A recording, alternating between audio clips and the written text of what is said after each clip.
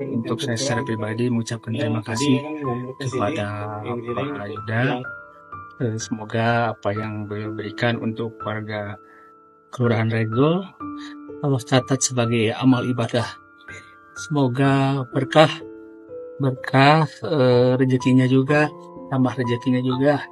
Terima kasih sekali lagi untuk Kelurahan Regol. Kami sudah menyampaikan laporan kejadian kebakaran ini ke Dinas Sosial, BPBD, termasuk pimpinan kami sendiri yaitu Pak Camat.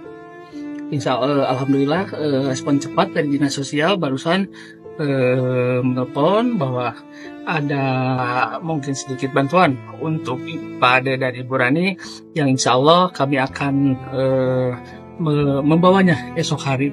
Sementara korban fasilitasi di samping rumah yang kebakaran itu oleh dari warga Ibu Haji.